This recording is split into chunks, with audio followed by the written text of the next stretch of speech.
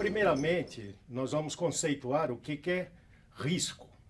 Risco é uma situação, é uma probabilidade de um evento atingir uma determinada região ou local e gerar danos.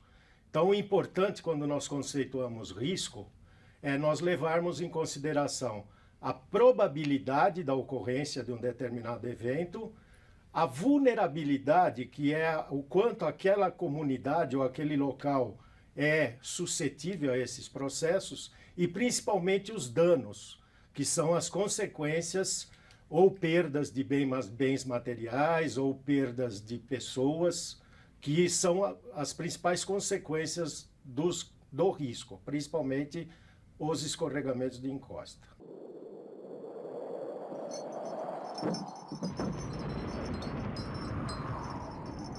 O que é uma área de risco? Uma área de risco é uma área sujeita ou suscetível à ocorrência de determinados processos.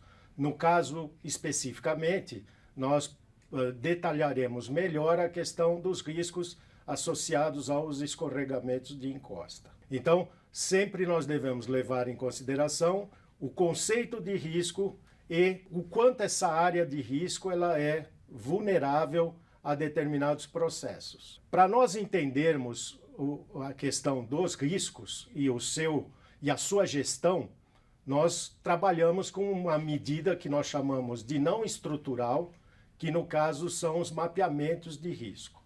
Para nós realizarmos os mapeamentos de risco, nós temos que ter alguns conceitos básicos que nos orientam e que nos dão uma sequência de trabalho para que nós possamos mapear as áreas de risco e, a partir deste mapeamento, nós conseguirmos gerenciar essas áreas de risco. Então, nós vamos agora partir para alguns conceitos fundamentais que nos levam à caracterização de uma área de risco e, posteriormente, os critérios do mapeamento dessas áreas de risco.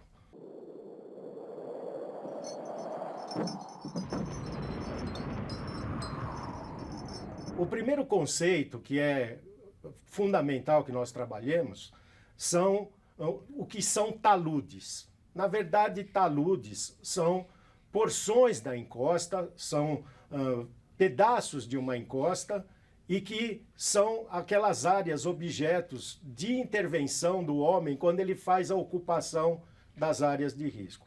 Então, na verdade, grosseiramente, a gente pode dizer que o talude é o barranco de uma determinada região.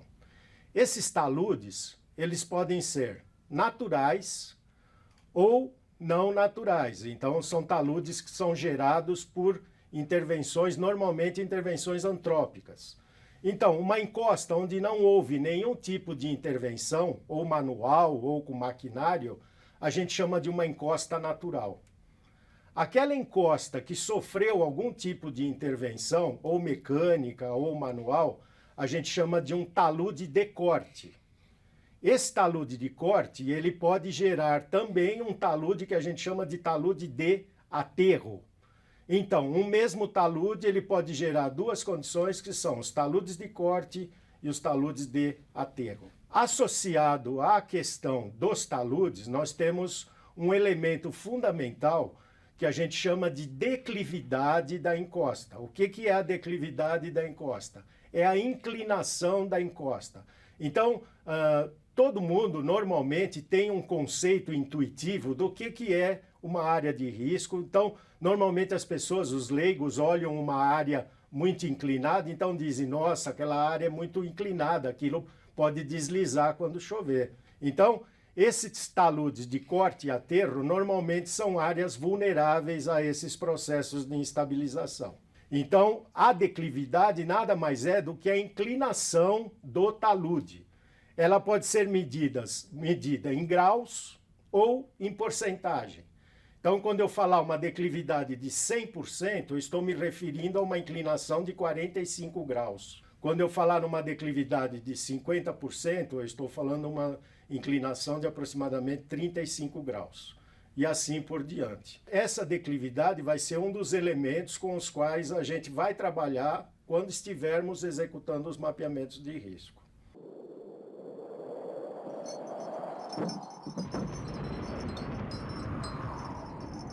A partir desses conceitos básicos, nós podemos partir para a definição dos principais tipos de processos que ocorrem, porque geralmente fala-se em deslizamentos de encosta ou escorregamentos, que são palavras sinônimas. É importante ressaltar aqui, nós não confundirmos desmoronamento, que é um conceito um pouco diferente de deslizamento e escorregamento. Esses dois são palavras sinônimas. Agora, desmoronamento tem uma outra implicação, que é o comprometimento de uma estrutura já existente, não por movimento gravitacional de massa.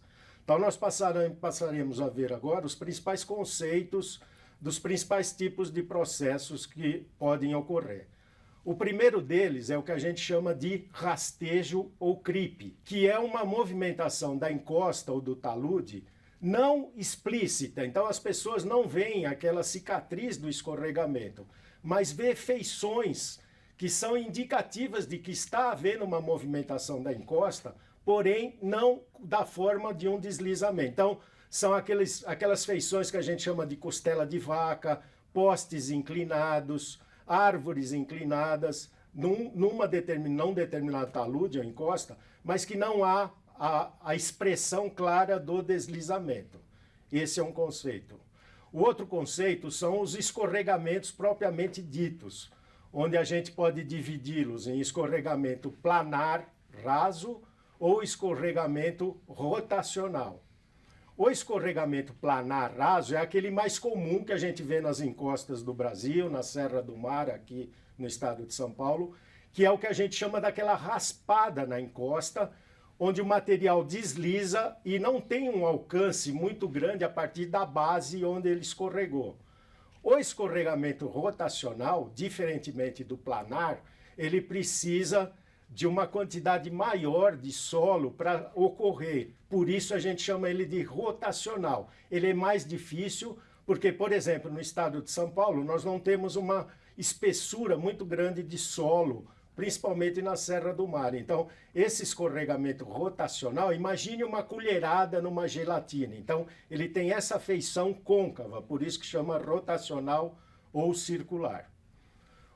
Outros processos que a gente pode caracterizar são os rolamentos e quedas de matacões. O que são matacões? Matacões são aqueles blocos gigantescos de rocha que existem nas encostas. Esse é um outro processo. Outro processo são as quedas, que são também movimentos, mas esses dois processos, eles estão associados a um outro tipo de material que a gente chama de rocha. Os escorregamentos planar e rotacional estão associados ao solo. Então existe uma diferença clara o que é rocha e o que é solo. Solo é aquele material friável, sem coesão, que você vê nos taludes, nas encostas. Rochas são aqueles blocos de rocha que são fraturados, e essas fraturas são elementos fundamentais para a dinâmica desses processos. E, finalmente, um outro conceito importante que a gente tem que falar são as corridas de massa ou corridas de detrito, que é um outro tipo de processo de instabilização e que é um dos mais catastróficos que ocorrem.